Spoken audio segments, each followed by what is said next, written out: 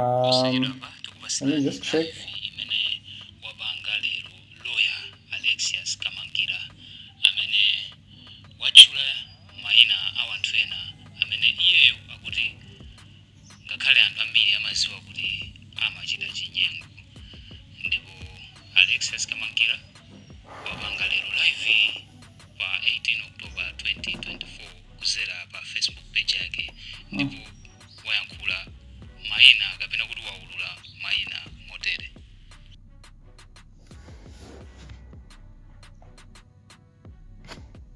Yeah, anyway, if you can hear me, so much the better. If you can't hear me, I think it still works. When you have things that you need to express yourself on, it's good therapy as well.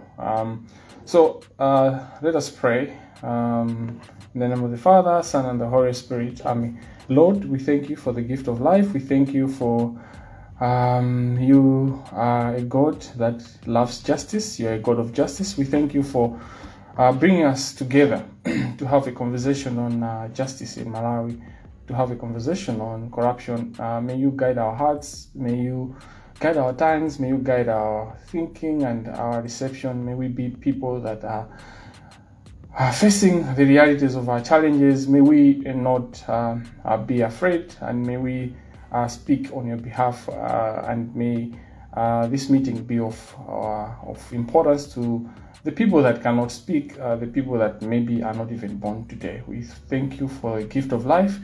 We pray for a Malawi that serves the interests of everyone. We pray all this through Christ our Lord. Amen. Amen. In the name of the Father, and of the Son, and the Holy Spirit. Amen. Now, thank you very much, everyone. I think that we all know the background of our conversation, and I'll go straight into why we're here. I'll try to speak for about 30-45 minutes. Maina 1 hour, but we will not go beyond that.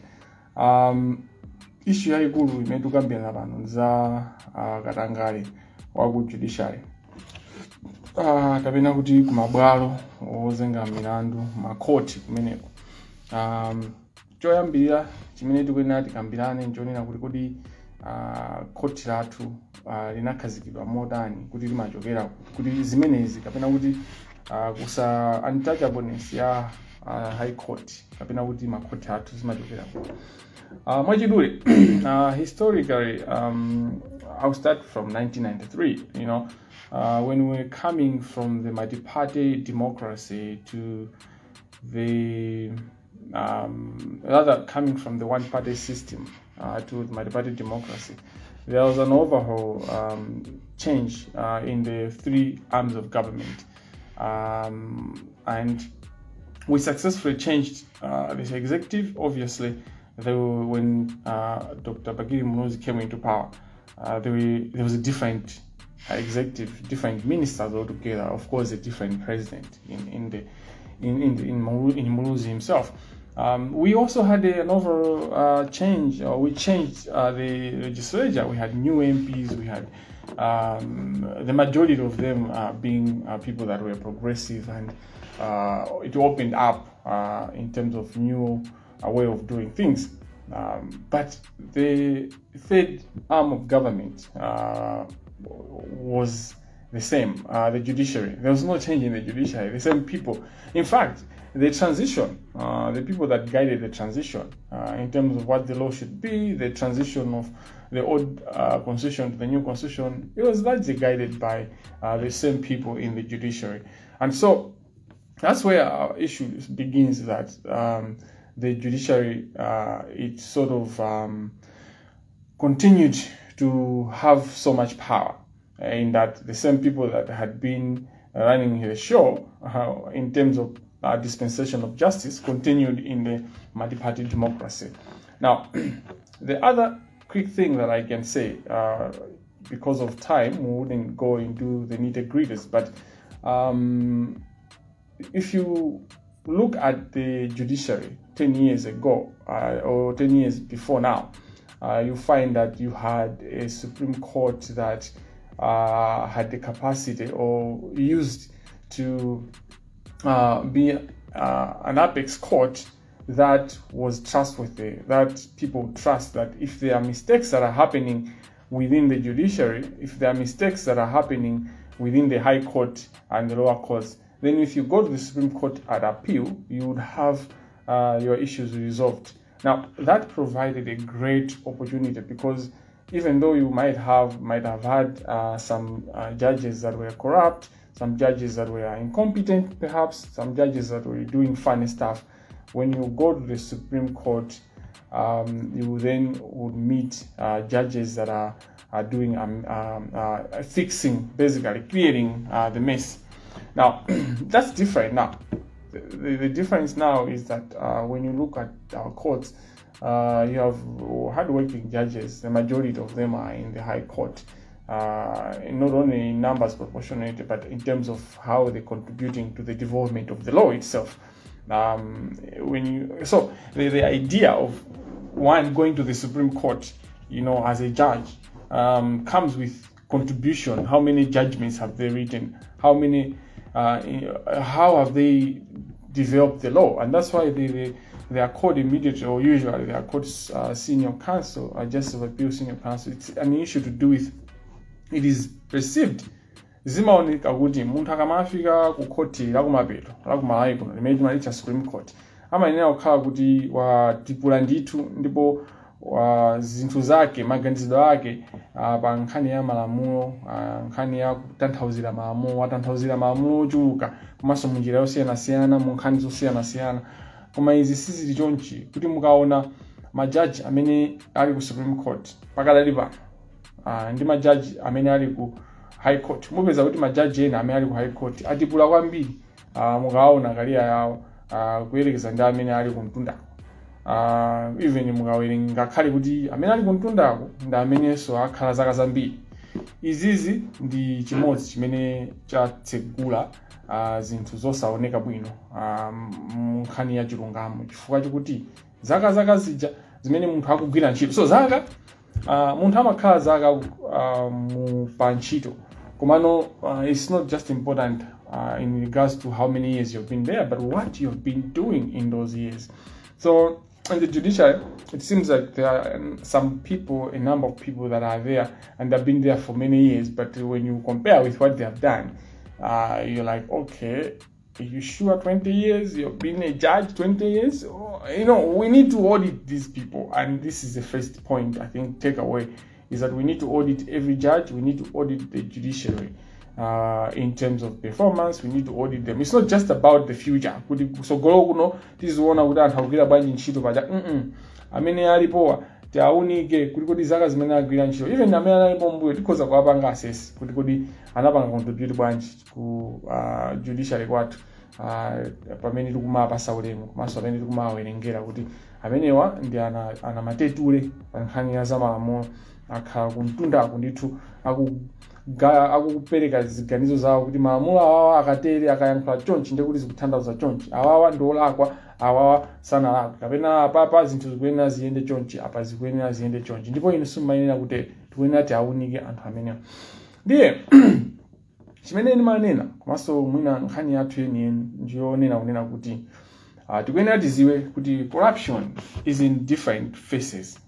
Corruption comes in different angles. Pamakhala corruption yomwe tonse timayiona ndipo tonse timayikamba, yolandira ndalama, kuti udyandira kena kake, kaya ulandira ndalama kapena benefit, kaya akupasa galimoto, kaya akupasa nyumba imene, kaya ulandira kakashi, kaya ulandira 2000 imene, kuti mwina ukamaweruza ngati uloweruza uweruze mokomera amene akupasa 2000 aja. Ndiye izi zimene nthawi zambiri timazikamba. Komanso pali corruption ina imene nthawi zambiri sitimayikamba, imene ili nena kuti oweruza milandu amaweruza kutengera kuti kodi amene akuyankha milandu kapena ali mu nkhaniyo ndi ndani, depending on the parties. So if the judge is friends with one of the parties, or they pray together, they're in the same church, or they live in the same neighborhood, or they come from the same village, or they are of the same tribe, or there's something that brings them together. A judge, a judicial officer, leaving all the facts and the law, and then deciding in favor of that individual, or based on other factors other than the law and facts. Imene also ndi corruption, imene also ndi ziphuphu, imene also ndi katangale ameneyo. Komanso chachitatu, pali katangale wina amene akuchitika ku judiciary amene tikuyenera kumkamba. Ndi katangale omalandira ndalama, omalandira masale, omalandira mabenefit, koma usakutani kodi usakugwira ntchito. Iyi ndi uso ndi katangale opsa kwambiri fa amakhala osafufuzidwa kwambiri katangale amene kapena satengedwa ngati ndi katangale, koma ndi katangale kwambiri ndipo akuwononganso zinthu zambiri. Ndiye tikaona zonsezi tikazipunguza tionene kunena kuti kodi tikukamba chani. Apapa nkhani yayikulu imene katangale amene ali active kwambiri ndipo amene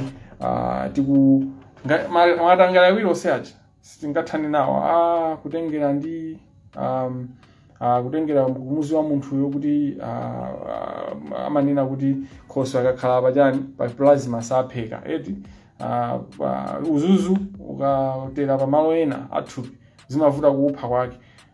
Ndiye pali katangale wina amene manena wa laziness osagwira ntchito koma amalandira ndalama.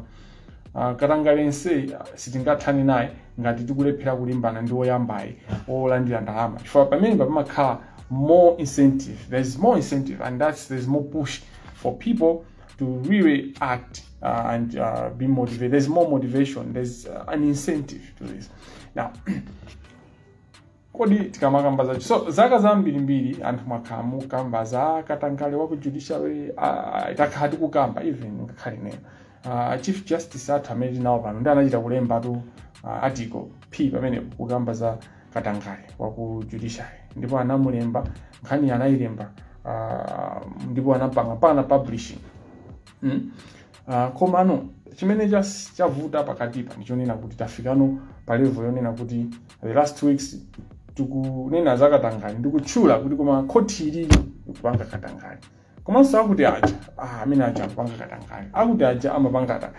Izi zinthu zomwe zakhala zitimwera timazikamba komanso makamaka anthu ambiri amakamba kumbali, koma panopa tikukambano pamaso ndi pamaso, tikukamba pa public, tikukamba pa mtetete sizobisaso izi chifukwa dziko lathuli ngati sitisamala tizasanduka mayiko amene angolowa chinambalala chinambolonje alese kumangopanga zake, ndipo chisokonezo kuchulukiratu. Mukaona ku Haiti, mukaona pano ku Congo, inde ni mayiko kuti ani mavuto ena, koma panopa zadyera zafika pa level ena chifukwa cha lawlessness. So izizi ndifake ndikubweresa kunena kuti tikambirane, komanso anthu tikambirane mwachuchuchu. Andi ineyo mwina sindichikambapo mo zambaisa kapena mwachindunji pa commercial court yomwe ndimafuna ndithu nditaita mbasula chifukwa kuti ndili chane kodi ndili pachiretso ndine munthu osatira malamulo ndikuyenda kusatira malamulo, koma zinthuzo ndizikamba zina chifukwa kuti zili pawera, koma sinditchula dzina la munthu komanso sinditchula dzina limene ndalisira kuti ndisalitchule. Choyambirira ndimafuna kukamba za ku Supreme Court. Mukayang'ana ku Supreme Court kuja iti timapeza kunena kuti yapano payi pali ngati awati maganizo anga amene ndaona ineyo zimene ndaona ngati lawyer, koma of course zimene ndikuyankhula ngati omenyera ufulu wa anthu, ufulu umene ndikufuna umenyera pa nkhani ya apapa ndi ya chilungamo, access to justice, but generally justice for all. And what is motivating me is umunthu concept, kuti anthu tikakhala ndi umunthu tikuyenera tikhale ndi kuthekera kuonesesa kunena kuti chilungamo chiyende ngati madzi, justice for all. Kwa wina aliyense timfikire mmene zikuyenera kumfikira mu nthawi yake. Mosatayisa nthawi, tikayang'ana court yathu ya Supreme Court tipeza kunena kuti Deputy Chief Justice athu achikopa Supreme timati chani Justice of Appeal Senior Counsel, ndi munthu onena kuti mukamuyang'ana bwinobwino mupeza kuti zinthu sizikuyenda bwinobwino, kuti munthu maoneka kuti akupanga zinthu zoyenera kuti timufufuze munthu amene ndikufunika kumfufuza ndithu kuti amene wawa milandu yawo sayiweruza bwino, sayendesa bwino zinthu izizi. Ndipereka zitsanzo ziwiri chifukwa zinthu zimafunika ndithu kumasindika. Choyambirira mukaona nkhani Malawi kunoko takhala tikukamba za plastics for a long time. Plastic akuononga chilengedwe koma amwene ma advocacy environmentalist pamene paja kudumpha komano for years mwina 8 years or 7 years mlandu othesa kuti anthu asama pangeso produce ma plastic amene akuononga chilengedwe. This is a serious issue. This is a generational equity issue, you know. So kuchango kuja, I'm from Chancellor College. Mukama kunzina class muja, lectures will give you a lecture that is very passionate and all that, but ukabwera background practically kuti so no zinthu za equity, generational equity ili bad. Pesa kuti achikopa CJ, achikopa JASC akhalira file, you know, ya majani ma company. So ma company amapeze kuti basi tikagwirizana bwino tonse ma advocates and you know Onse kuti zinthu zili zikuononga chilengedwe. Pese ka file icha siku yenda mpaka na anthu aja kupita so ku court. Tikawina ku high court basi apanga appeal on points zosamveka bwino kuti case simungawine koma court libezeka ikajani chiletso kuti apa kali pano malire ake nkhani zathe chiletso anthu atha kumatani kuti kumagulisabe. Ndikukumbukira bwino fine nkhani inaisata bwino panapezeka kunena kuti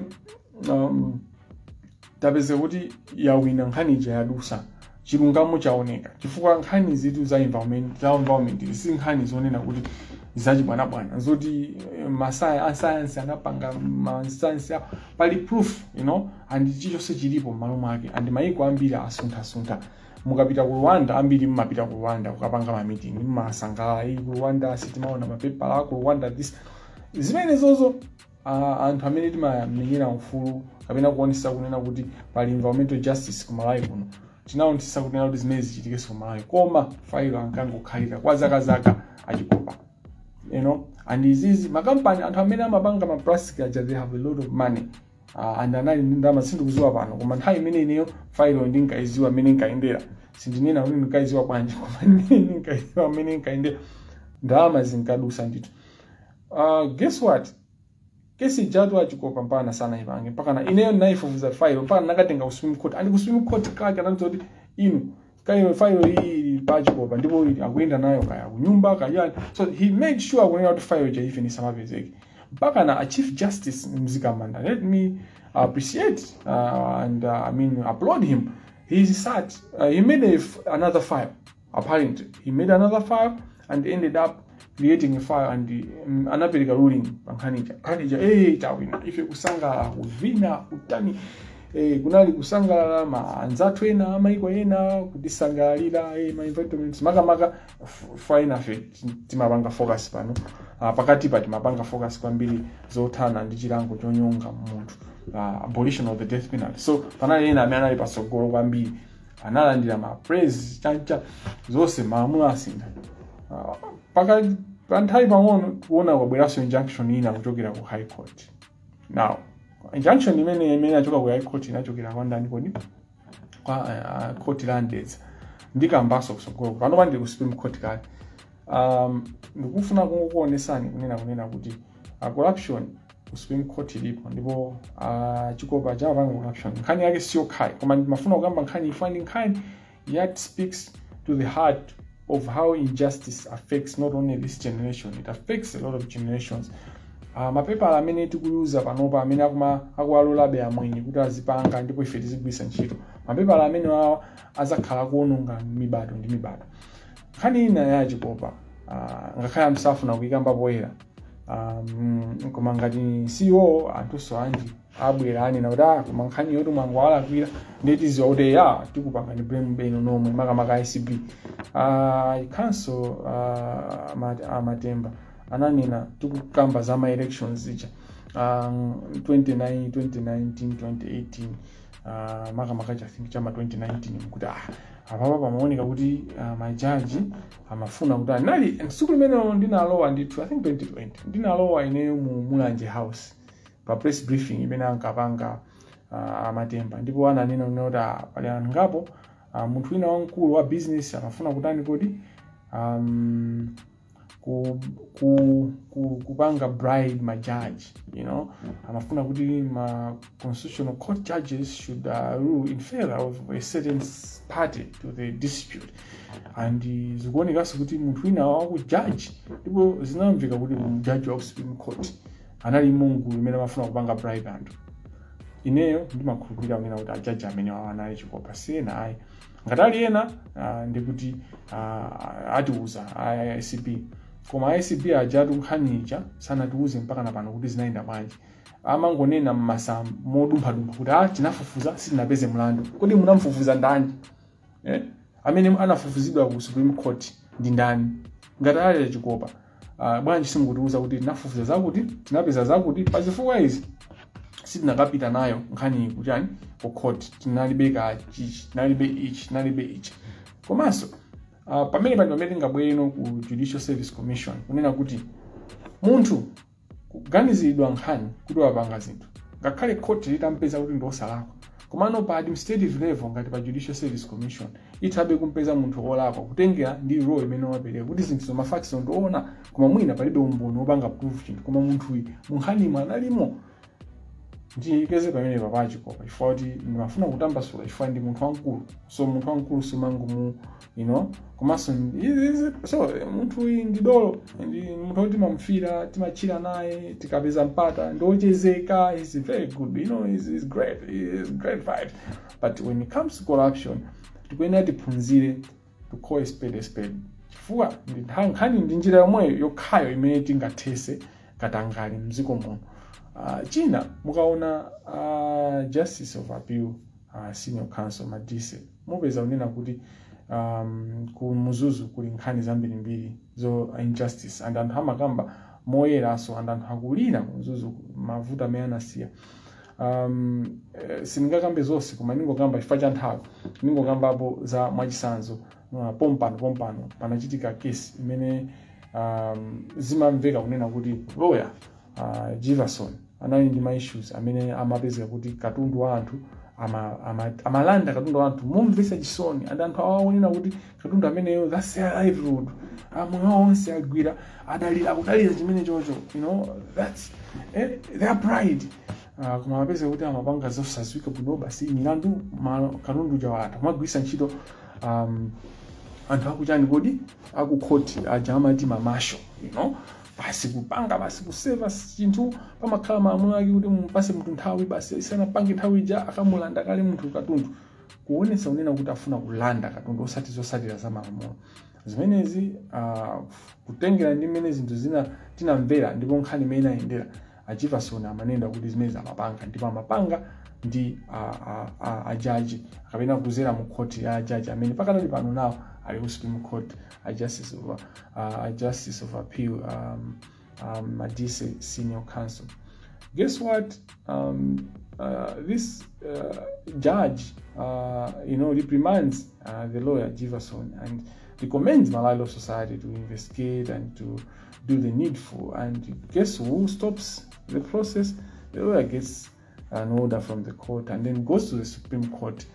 Who sits on that case? Justice Madise SC, and the case is, your guess is as good as mine. Yango yigida pali injunction ikalipa ichani mundu uzandinuyo kumankhani imene is a live case, you know. But how does a judge of the Supreme Court sits in a matter in which he's you know, being accused to have been involved or an accessory?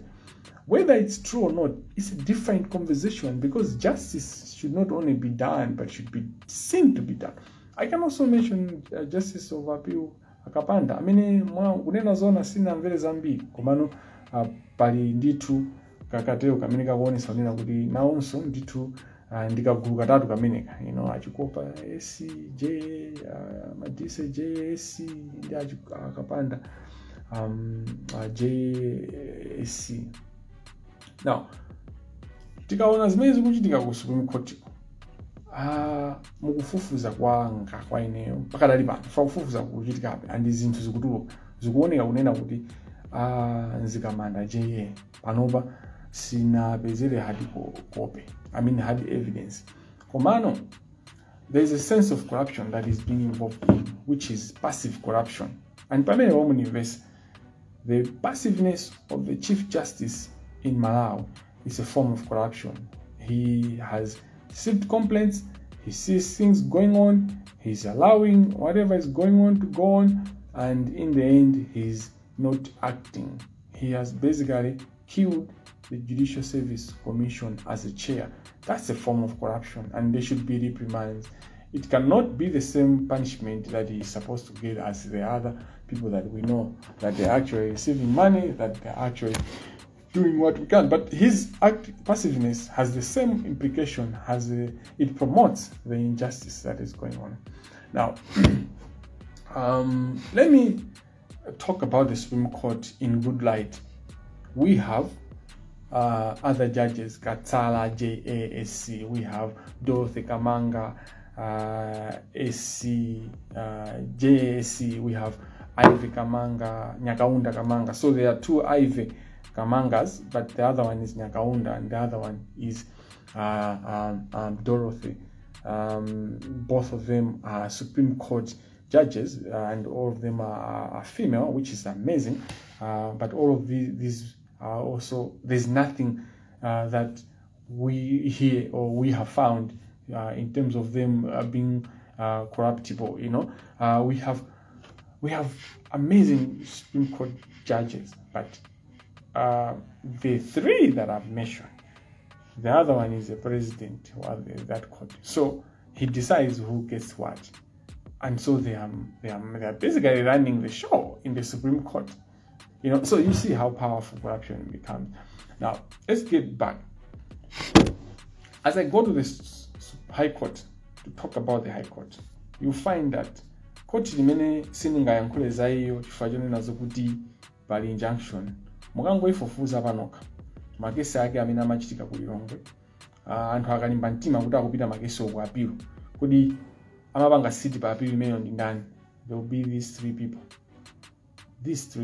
amene ndapanga mention chikopa JASC, Kapanda JASC, and Madise JASC. Systematic, you can see systematic corruption, and these cases from this court, amalowa ngati summary judgment. Akalowa summary judgment, the idea was good once you summary judgment kuti nkhaniyo amaiweruza ajaji osamvesera osaitana soma umbo ungoiona nkhani papapa ungozera mmapepa apangali chiganizo nkhani izizi mena zindi changu chimene amapangira zimene zinzonena kuti nkhani yapangidwa decide on summary judgment. Nkhani ija simapitaso kwa judge wina, simapita pa mediation, imapezeka kuti judge uja ayipange no settle iyeyo. So amafuna kuti court ija imafuna kuti nkhani ija izipanga iyeyo. Anthu akalimba mtima kuti akupita ku Supreme, you find kuti ndi anthu awa amene amapita. And then you find kuti malawyers ake ndatiwo ndomwe ajatu malawyers ake achina Ediga, achina Wapona. And these are issues, and there will be other cases that you would find kuti actually anthu amene ndachula awiri amatha kukhala kuti wina ndi actually defense, koma ku defense kuzimata pange ku defense. And this is how crazy it is. It's not always good you are a claimant. Even in defense you see kuti malamulo akupita uku, mafax akupita uku, chigamulo chikubwera choncho. Tikabwera ku High Court funa ndisendere. Tikabwera ku High Court kutipeza kunena kuti justice indeza is corrupt. And ku High Court, I mean, judicial officers know this, lawyers know this. I've worked when I was working as a private legal practitioner, I experienced it. I saw it. As back as when he was a chief resident magistrate. And I mean, listen to the former ECB director called him out in the interview or rather in an audio where it was leaked or whatever. But if you want to give an example, it's a recent example where we have seen judicial tourism happening. They jumped all the courts and they went to their own brother because it's a brotherhood, and this is where we miss it. When we look at Kenyatta Nyirenda is a corrupt judge. There are evidence to how he handles his cases, but I would focus more on things that I've experienced and I've seen where the refugee cases, the way he handled the asylum seekers, the refugees, and people of similar scenarios or similar circumstances, you will see clear-cut corruption. Now, corruption in the context of being a judge that ignores the law, ignores the facts. Now, there are situations where a judge errs at law. They are there, and judges will make mistakes, will decide wrongly this judgment, and that's why we have appellate structure. That's why you have an appeal. That's why you have a high court, so that cases from the magistrates court can go to the high court. That's why you have a Supreme Court, so that cases, if not handled well on point of law, you can appeal to the Supreme Court. Komano pali makesi amene judge maamula makhaoko, mafacts amakhaoko amakhala kuti akupanga decide mo mwakatangale, akupereka chigamulo mwakatangale, and those are the instances of what we're talking about. So we are not siti kungo phatikiza chinachi chose, siti kungonena kuti yayi chifukwa kuti munthu aluza mulandu, ukaluza mulandu ndi kuti amene iwe woluza ndi ukhale ndufu onena kuti yayi andibera amapanga katangale. Yayi penaso katangale wina amene amapangidwa accuse a judiciary asiwona ayi, koma wanthu amene tani nawo majority of the times there is enough evidence to indicate kuti anthu amene wawa ndi akatangale. Ndiye koti limene sindilitchula dzina ineyo ndingokamba nkhani zitafani, mafuna ndisendere pamene mafuna kukamba nkhani ziwiri. Nkhani yoyamba ndi ya gum filling station imene I think inatuluka pena paliponse, ndipo it's public for public knowledge, and so I can talk about it. It's not information that I'm bringing from anywhere. Chomwe chinachitika mu nkhani imene ndionena kuti mkulu wa malonda amene somwina ndingompanga avoid Asatchule dzina, anapeza kuti anapita kwa munthu kwa filling station kukabwereka mafuta a 2 million. Atabwereka mafuta a 2 million, nkhani ija anapeza kuti munthu uja sakubweza ngongole. So munthu wa business akufuna ndalama yake, anagogoda amwene ndipasenda munthu sazampasa ndalama, komatu munthu anagubira ndalama yake. Koma peto pake munthu uja anatopa, amwene chabwino kenako ena anakambira kuti chabwino ndikaku kaina 1.5 million imene asana ndikakupangire ni mjigo, ndikakukumbire chitsime. Munthu uja anamuza okay chabwino, if that's it. So munthu yo amene anakongola kufuel amakumba chitsime, anatenga chigawo chake kakumba chitsime chija sichinakumbike bwinobwino, kaya madabo esenchenga wakunyanja akachani kupezeka kuti zinthu zija mpaka naye apanga silting, madzi palibe, chicho sichinaenda. Sound ambuye ndakudira nthawi seja pamwatere, so ndipase ndi 1.5 million yangu. Pamene paja munthu anafika anopulusa ndikumulanda munthu uja. Kulanda anapeza kuti anapeza galimoto ya munthu uja itayima pena pake, anangochosa makiyi. Atatenga makiyi aja, zinapeza kuti mkulu uja anapezekatu kuti sangani ndi munthu woti ndo wantown, kupanda kuti amaonera kuti amapanga zodabwisa bwezi tikumufira. Sinankaifeso tinachokera mu ghetto momwe, ndi anthu amu ghetto timayenera kuti tizalimbikitsa, koma anthu amu ghetto akakhala kuti they are now trampling on people's rights and kuphwanya malamulo, akuzitenga ngati amene so asekerera ngakhale atachokere mu ghetto. Ife sititengera kuti anthu akuchokera kuti timafuna chilungamo chiyende ngati madzi. So tinapeza kuti munthu uja galimoto ija sanga ndi mfana wa town anayiriza kana anapanga bwanji, koma the same day imene analanda munthu nyamaki galimoto inayenda. After some time munthu analandira atuzisamani tizochokera ku koti. Koti lake liti lomwe sitiwena kuyankhulapo za iyo ya commercial court. Maloya ake ati omwe watu achinaidika omwe anali momo ndithu, ndipo kupezeka kuti munthu uja kunenedwa kunena kuti ya iniyo mnalanda galimoto ya munthu 6 months, ndipo 6 months imene munthu iyi anali ndi contract, ndipo amaina azisikumba zisime, ndipo pa nthawi imene pa 6 months imene amaina okhawa wapanga ndalama zokwana 700 million. Munthu 700 million akuti kuchoka kuti kuzapanga masala ati siku limodzi, siku yonse munthu iyi contract yake amaina azikumba zisime zitatu. Abale amene mmaziwa za zisime, there's no way munthu angakume zisime zitatu pa tsiku. So you find that the whole thing it was a circus. It was a circus. All they wanted to do was kuti munthu chamulande filling station yake. And guess what? Panali muntu baya akudikirira. And baya nkhanizo kamazifufuza ndipo akamakamba ya parliamentarians akumafotokoza kuti analisimama analilede ndipo iyi sinali filling station yoyamba panali so filling station ine yako nzuzu imene munthu anamugulaso njira zomwezi kumbera munthu mpaka na usaukiratu mpaka na munthu uswa yochita anathawa munthu kuthawira ku dziko lina la ku Africa sindichula koma pano munthu yo chifukwa amapanga line filling station and that's all he had in his life anathawa chifukwa choti nankhandikhala bwanji manyazi mpaka na pano ndi petrol attendant, you know, he's serving in a petrol station as a petrol attendant, sadly. But that's the scenario, that's the situation, that's the circumstance within which these people can destroy people's lives. But chifukwa chonena zokuti munthu uyu anachenjera anaona filling station yake atapanga ma evaluators nani 1.6 billion anthu amafuna aitenge filling station patengo wa 700 million yake yonena kuti so yokuba yomanena kunena kuti 700 million timafuna kumali kumba zisine zitatu palibe amene anganene kuti ndi machine onena kuti athama kumba kumalayi kuno zisine zitatu pa tsiku and the contract yake anthu wanji, you know. So in the end munthu uja anasina khutu ma parliamentarians kuna wake parliament nali live. So ata asina khutu anthu aja napeza kuti anthu aja ayamba nkhanija ndi khanija tu inavuta anthu anakwiya atamva kumapeto kwake. Of course chilungamo sichinaoneke bwinobwino kwa dziko la Malawi chifukwa cha mene filling station imafuna kubedwera amafuna kuiba filling station kuiba kugwisa ntchito court limene pali pano likhalabe ndi tumaweruza milandu ndife anthu omvesa chisoni kwambiri.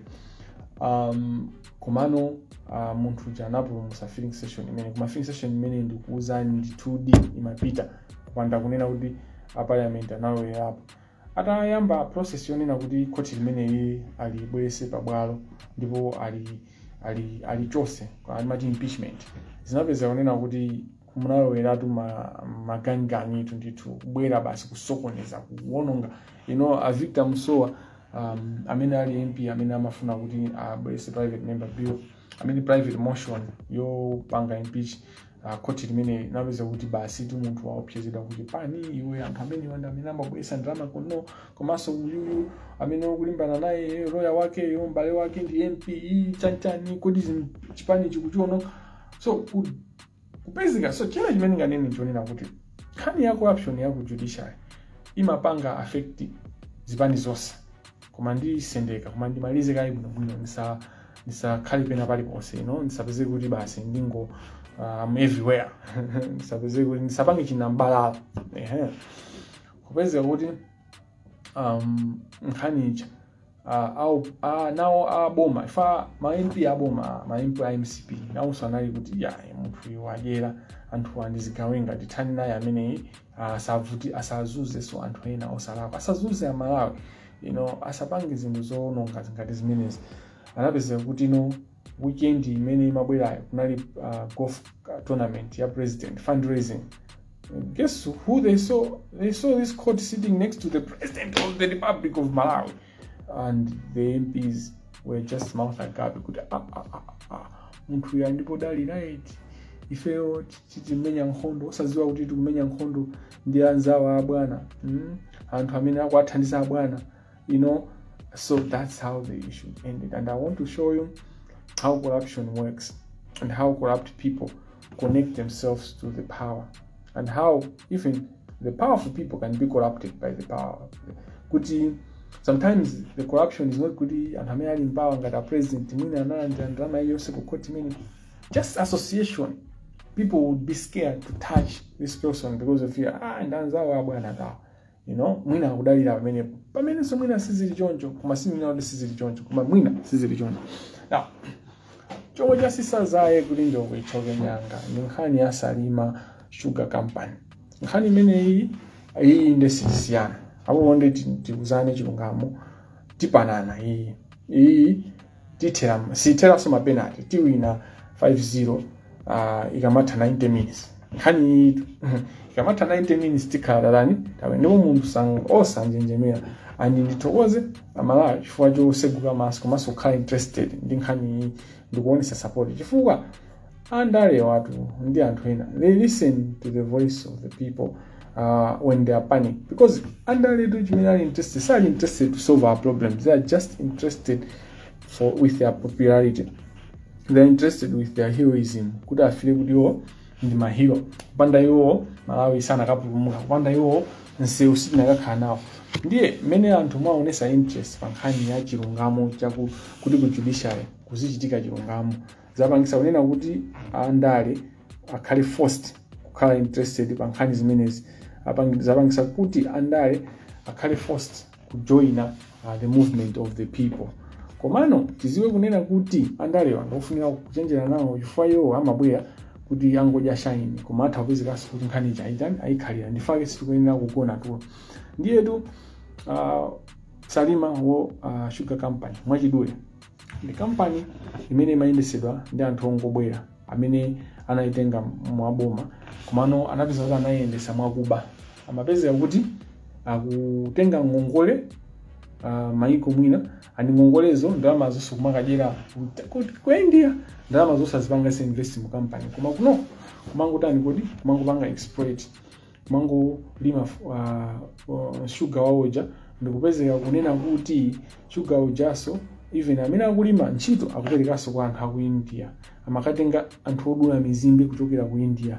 I think from this point palibeso china chimene ndikuyenda ndi yankhule ngati amakatenga checha mizimbe kuchoka ku India. Kumalawi kuno tilibe anyamata ngakhale ineyo panopa maluzi mene andipheramu ndikhoza kukadula mizimbe kuti atisi ndipezeke naka, koma chachikulu nchonena kunena kuti pali anyamata ambiri amene alibe zochita zomuti atha kudula mizimbe, anakatha kumadula mizimbe, koma izizi zinapezeka kuti anthuwa akupitirirabe akuyesesabe kubera Malawi, kupezeka kuti ngakhale corporate governance ineyo za corporate governance mazi. I'm not a commercial lawyer, but akamaka nkhani anthu amene amazisata amanena kunena kuti akamapasana ma business amapasana okhaokha banje zimene zizolakwika, samapereka mwayi kwa anthu amene aliyesa apereke service kuti alandireko yake, koma amapereka even ma transportation, amapanga manage chonse okha, koma company ja kumangopanga malosi, company ja kukhala ndi zingongole zambirimbiri.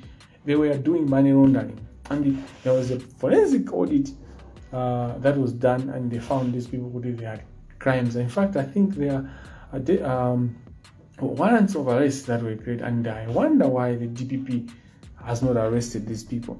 Now, when you look at this court,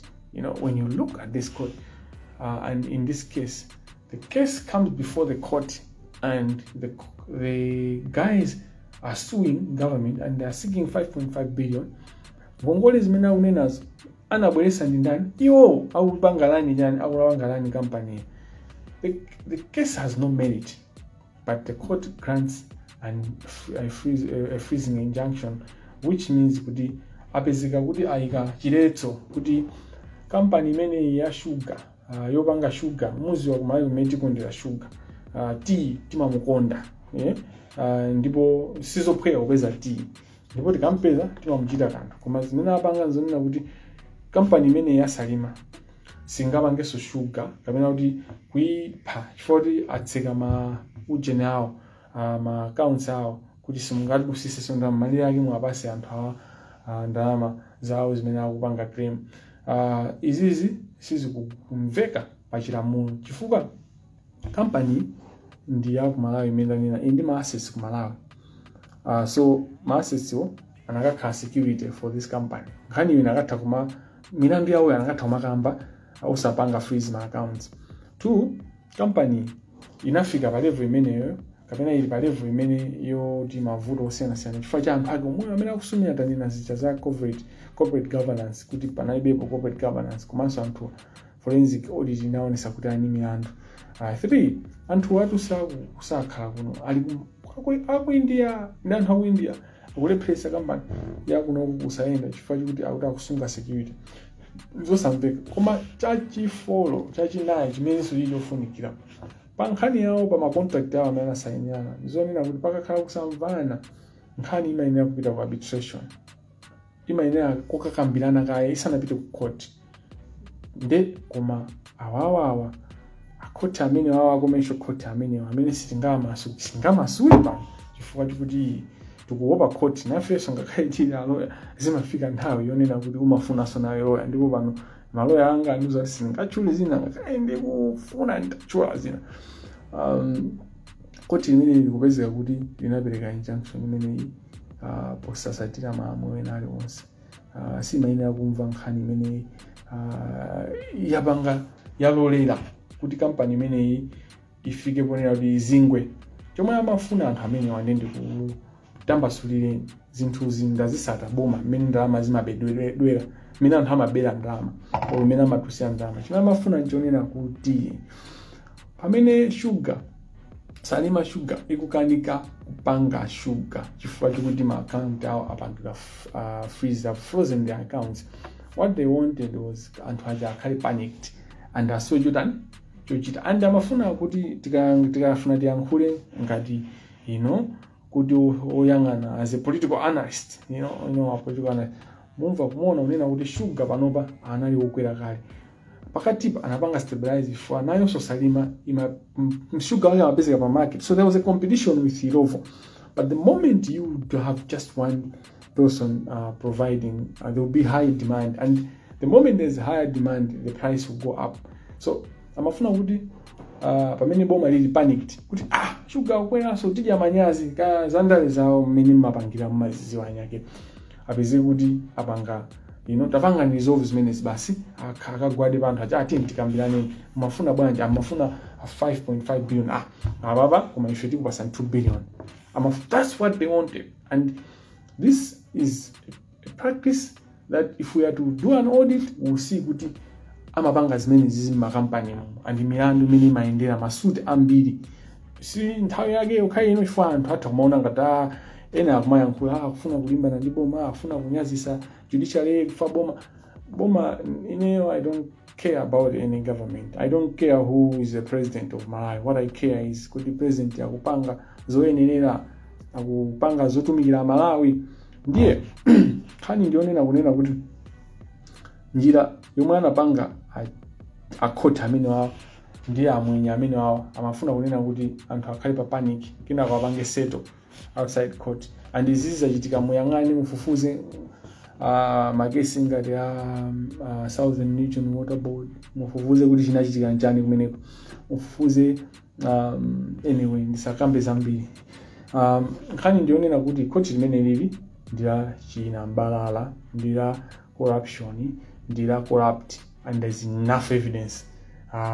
In fact, when I was studying this issue 3 weeks ago, I did not have had evidence. I had only circumstantial evidence.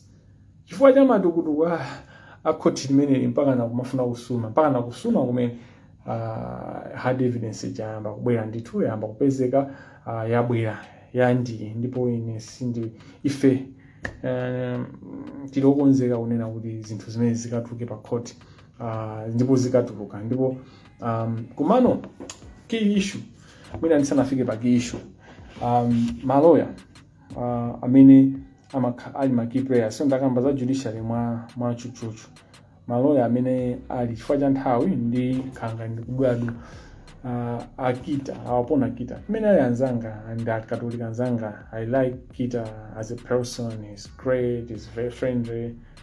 I think in one zero, but he has been involved in corruption in how he has been practicing, and people know about this. And I'm not scared of Kita. He's a human being like me. He might have timu yake kana gang yake kana amene amampangira zinthu koma ine I'm not worried about that. Apangidwe investigate Edgar ndi mfodi sabi sasa makuza kuti I can bribe any judge. Amapanga brag like that, and that's the state where we have reached, where amapanga brag. When you look at Frank Mbeda is like a brother to me, because Frank has known me growing up and I worked under Frank Mbeda. But Frank the muntu na kuti aliyesama ziwa kuti is a crooked lawyer. If you want a crooked lawyer, people will go. What does it mean? What are we turning the profession? But and amene andira punishment mu Malawi society ikachani.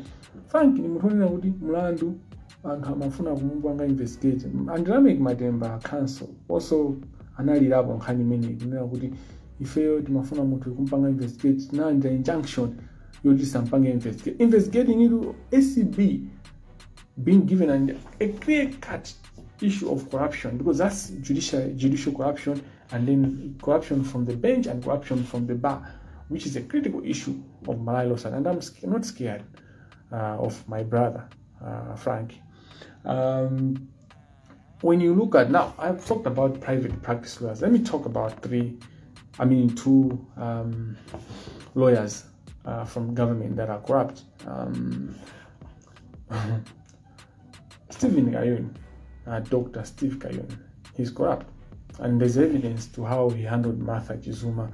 There's evidence. In fact, there's a case actually of him receiving my allowance. Case major Butiko. Where has that case gone? But there's even more. Even more many Steve Kayuni, Dr. Steve Kayuni was ku DPP.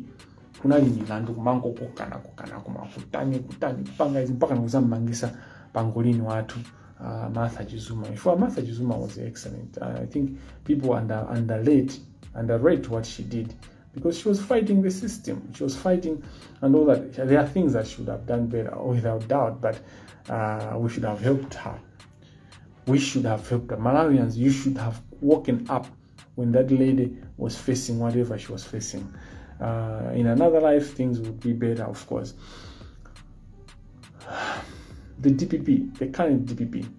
Now, the current DPP, again, these things are difficult for me, because these are people that I chat with, I drink with. There are people that even if I had problems, I would go to their house with Andy Sungen Madol, I've worked with him, but he's not an upright person, In fact, my surprise is how he became the director of public prosecution, because he had a case where he was getting salaries from Kumalai kuno kumasokunja. Nkani inafika pana ku committee ya parliament. Ngati ndikuna there's record on this, There's record. And can you see now in the bunch? And the way Makesi Kamangila withdraw, there are two things to it. There are one in the party we don't have any record of him litigation. And this is important.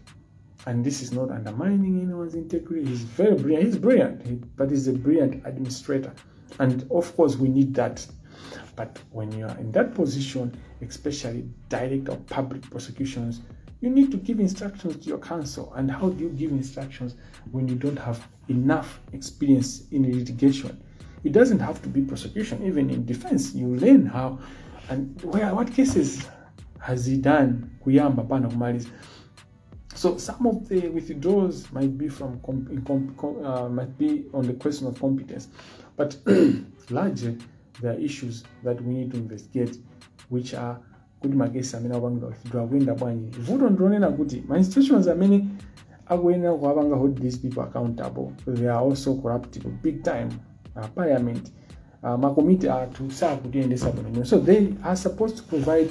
So parliament is huge. They make law, they legislate, they also representation, they do representation, and then they do oversight of any constitutional body, any public officer is accountable to the parliament.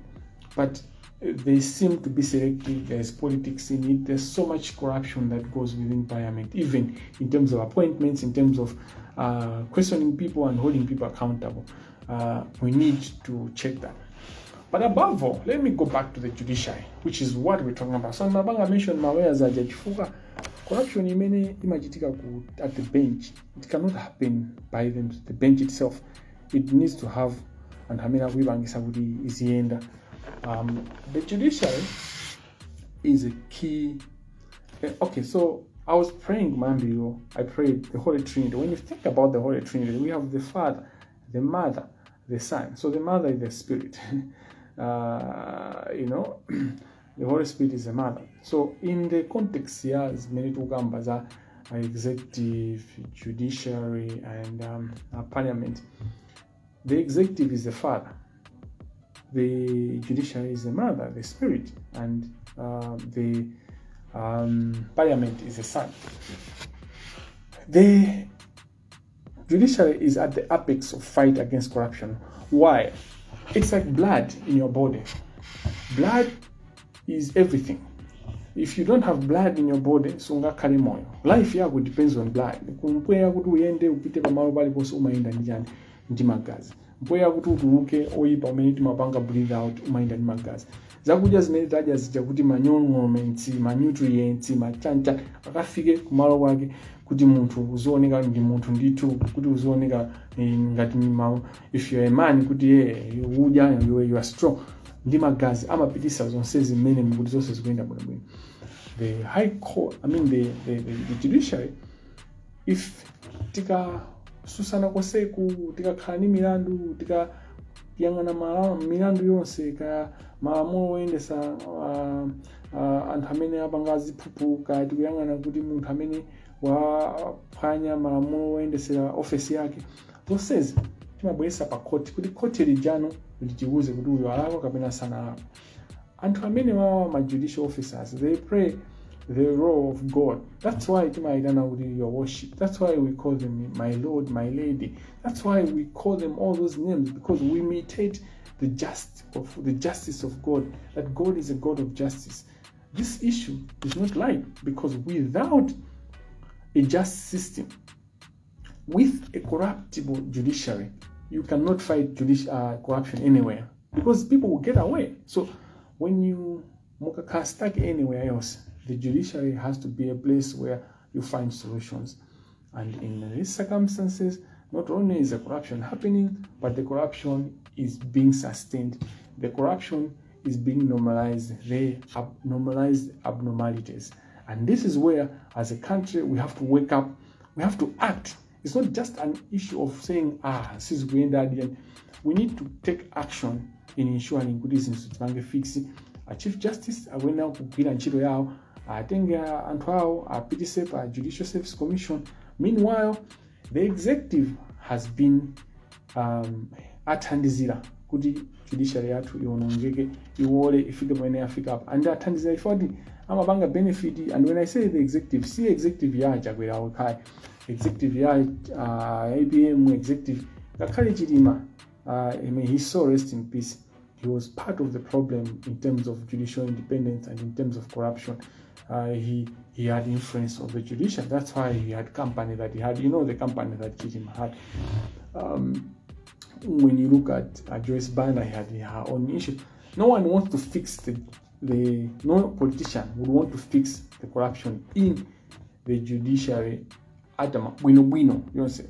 And this is why our Minister of Justice and to atakatuwa gukodera as Malawi Law Society tabwesa nilamulo lonena kuti bill iyi ibwere pa parliament awawa tizapanga hold accountable akalakwisa tizipeza kuti tikagukoda kuti anthuwa asamango panga zinthu mmene akufunira, asamango khala osagwira ntchito, asamango bandalama za anthu osapeza kuti akuyankha milandu.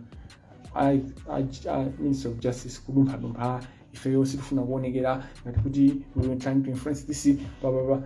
Judiciary angopita kufuna salary increment zachedwa ma 50% machache kodi kwaja yagwera ku judiciary kokha anthu ena lonse sina tigwe. So you look at how the executive has been part of the problem. A president atu ndamene amasankha majaji. A president ndi maudindo awiri akulu amakhala ndi head wa executive komanso omwe also ndi head wa state.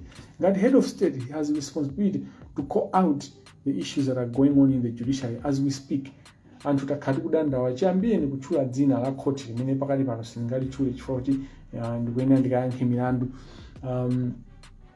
A president akhala chete koma akumva zimenezi madando and ndikuthokozeni Malawi kuti mukutuluka tituluke aliyense abwerese zake poyera, ndipo anthu amene wawa tikalephera kuwapanga hold accountable panopa, tikangolephera kuwapanga hold accountable panopa sidzapezanso tizavutikaso kuti tapeza hold accountable.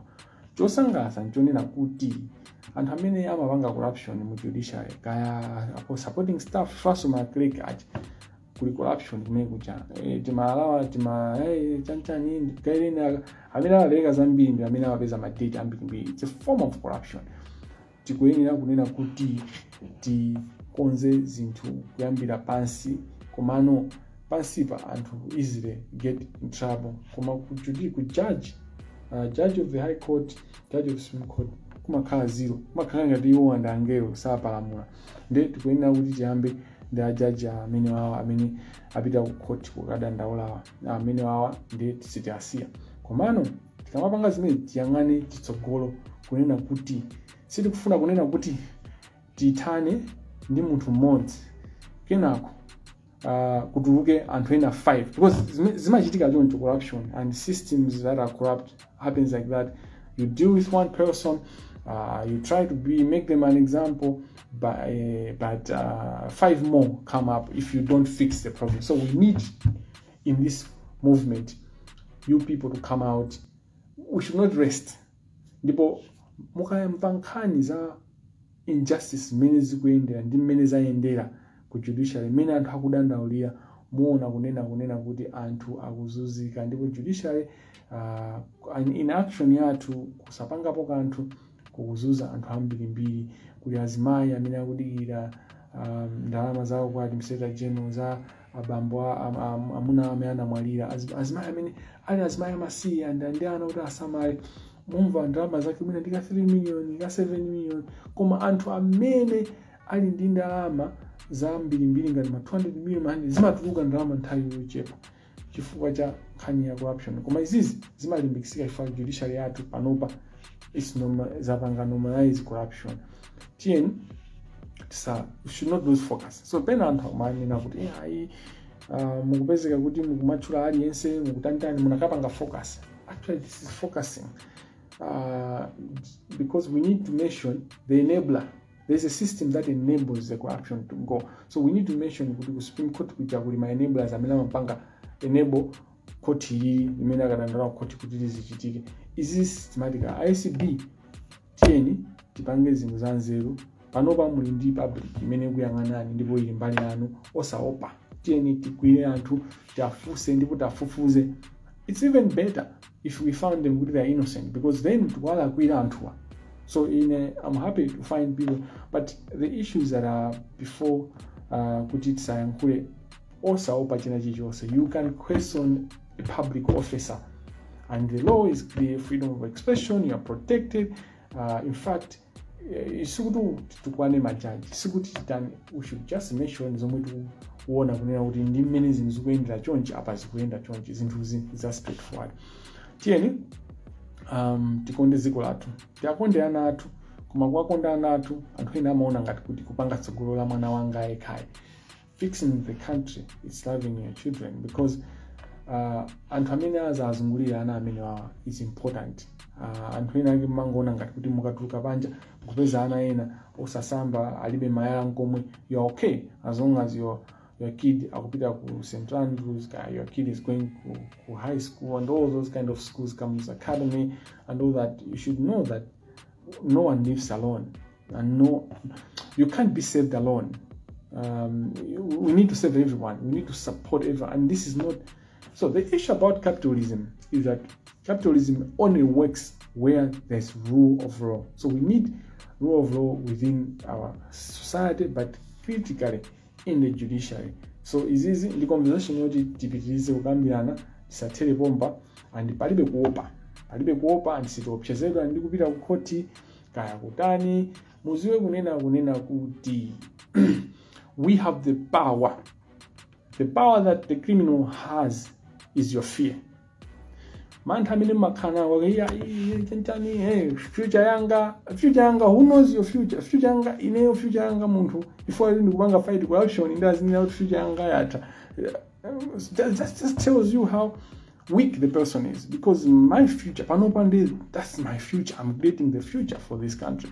My future is the future of Malawi, if a corruption-free judiciary. At least kwina kumwina munthu amapanga zachibwana koma ku judiciary kukako zimene zikuena ziti, and we have enough good judges, and I now conclude by talking about good judges. Tini majaji kuti ukawaona umaona kuti majaji awawa ndi majaji abwino, ndipo majaji anzeru, majaji kuti sakupanga za corruption, at least to our eye, and that's important.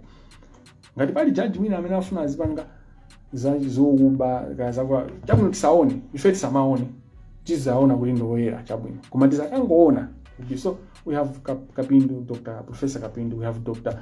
Ngakhale, we have Dorothy. I talked about Dorothy J, Supreme Court Judge Dorothy Kamanga. We have the other Kamanga, Justice of Appeal. I might differ with her in other things, but it's her integrity. I can't question her integrity. That lady is a lady judge of integrity.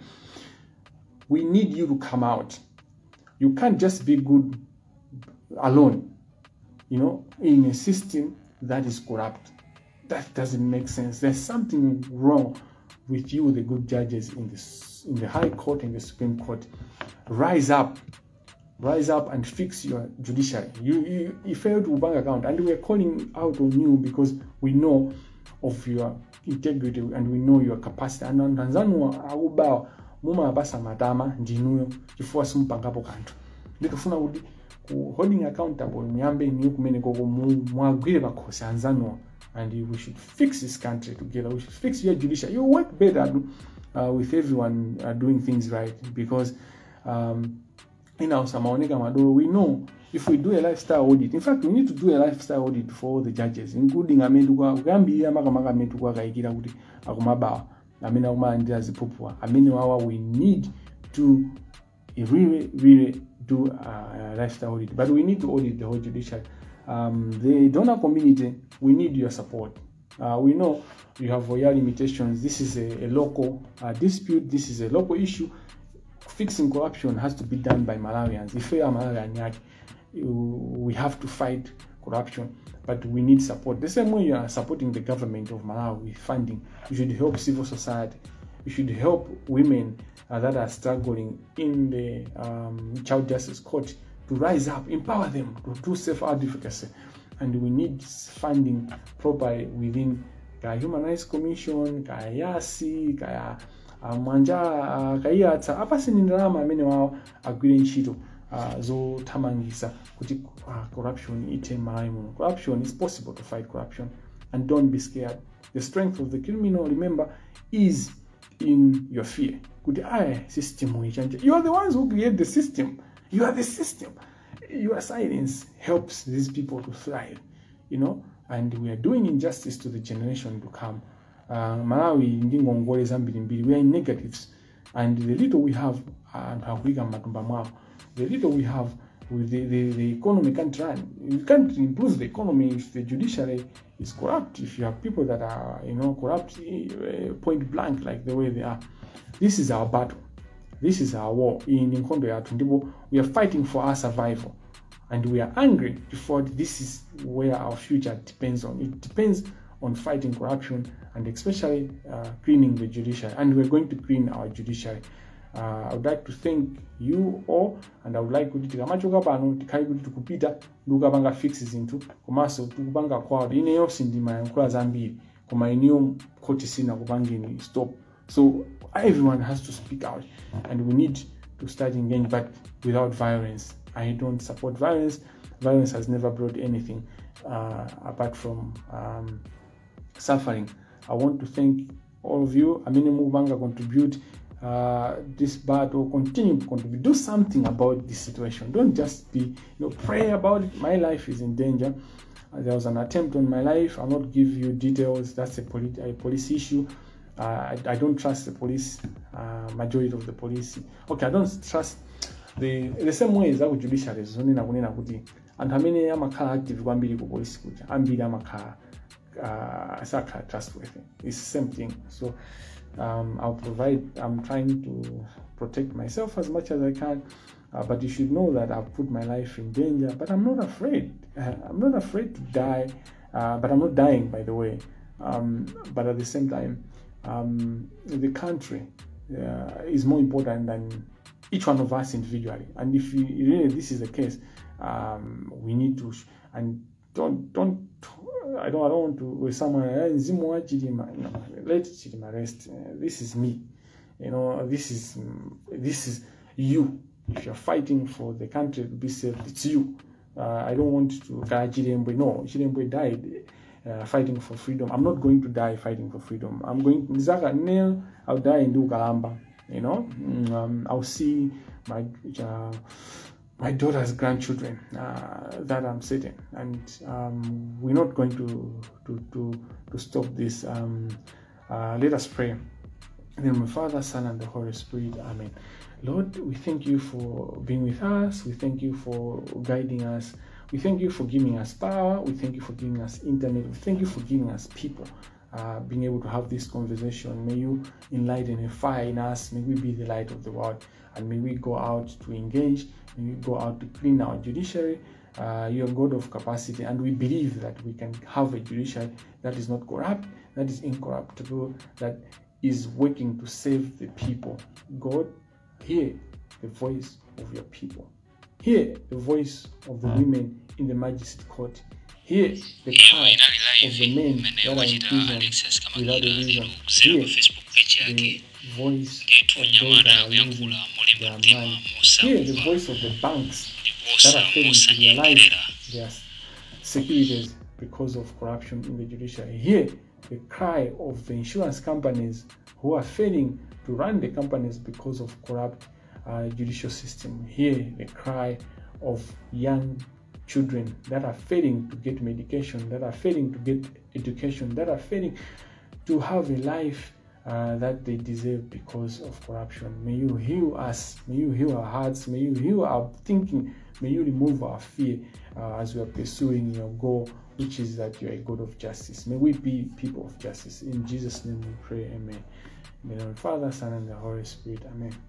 Hi, sure. Shalom, Malawi. Shalom.